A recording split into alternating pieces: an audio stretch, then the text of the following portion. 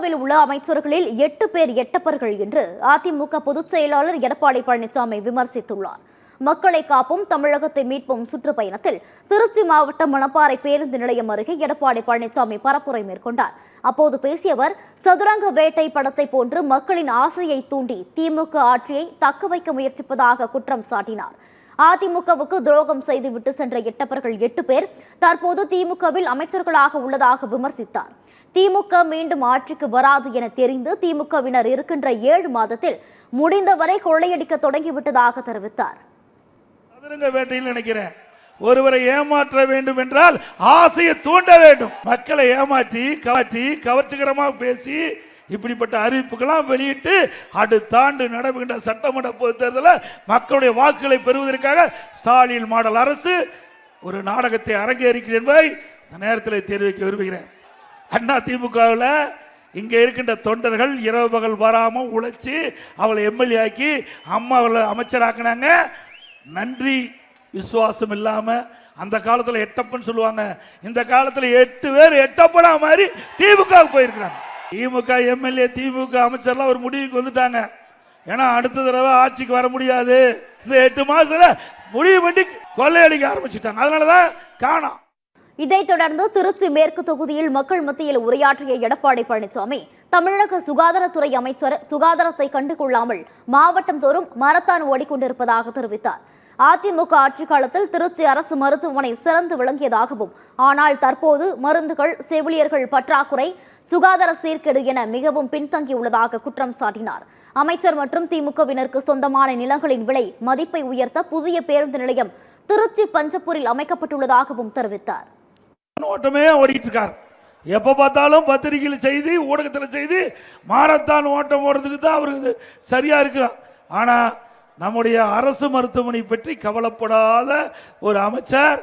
அனைத்து இந்திய அண்ணா திராவிட முன்னேற்ற கழக ஆட்சியில் இந்த மருத்துவமனை சிறந்த முறையில் பராமரிக்கப்பட்டு மக்களுக்கு உரிய முறையில் சிகிச்சை அளிக்கப்பட்டது.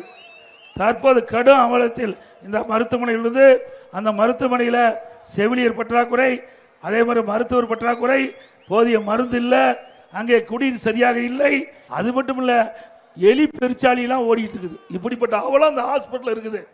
மக்களை காப்போம் தமிழகத்தை மீட்போம் 3ஆம் கட்ட சுற்றுப்பயணத்தின் நிறைவாக திருச்சி ஸ்ரீரங்கம் தொகுதியில் ராஜகோபுரம் அருகே எடப்பாடி பழனிசாமி பரப்புரை செய்தார். அப்போது பேசிய அவர், மாசுபட்டுள்ள காவிரி நீரை சுத்தம் செய்ய அதிமுக ஆட்சியில் நடந்தாய் வாழி காவிரி திட்டத்தை கொண்டு வந்ததாக தெரிவித்தார். தற்போது இந்த திட்டத்திற்கு மத்திய அரசும் ஒப்புதல் அளித்து 11,500 கோடி ரூபாய் ஒதுக்கீடு செய்து முதற்கட்டமாக 950 கோடி ரூபாய் விடுவித்துள்ளதாக தெரிவித்தார். இங்க இருக்கிற நம்ம காவிரி யாரு, இதிலெல்லாம் மாசுபட்ட நீர். அந்த காலத்தில் ஒரு 50-60 ஆண்டுக்கு மேல தொழிற்சாலையெல்லாம் கம்மி, நகரத்திலிருந்து வெளியேறுகின்ற நீரெல்லாம் கம்மியா இருந்தது. இப்போ மேட்டூர் அணையில் திறக்கப்படுகிற நீர் இங்கே காவிரி ஆற்றிலே கடலிலே போய் கலக்கிறது. அப்பொழுது காவிரி ஆற்றின் 2 கரையோரம் இருக்கின்ற நகரத்திலிருந்து வெளியேறுகின்ற அசுத்த நீர் காவிரி நதியிலே கலந்து நதி நீர் மாசுபடுகிறது. இன்னைக்கு 20 மாவட்ட மக்கள் குடிநீர் ஆதாரமாக இருப்பது காவிரி நதி நீர். ஆக மாசுபட்ட நீர் வயலில் பாய்ச்சி கொடுப்பது பயிர்கள் பூச்சியில் இன்னைக்கு சேதமடைகிறது. ஆக பயிரும் பாதிக்கிறது, மக்களும் பாதிக்கிறாங்க. நாங்கள் அழுத்தம் கொடுத்து இந்த ஆண்டு மத்திய அரசு அனுமதித்து நடந்தாய் வாழி காவிரி திட்டம் நிறைவேற்றப்படும் என்று 11,500 கோடி இன்றைக்கு மத்திய அரசு விடுவிச்சிருக்கு. இதனிடையே அதிமுக பொதுச் செயலாளர் எடப்பாடி பழனிசாமி வருகையால் திருச்சி மாநகர் முக்கிய பகுதிகள் போக்குவரத்து நெரிசல் ஏற்பட்டது.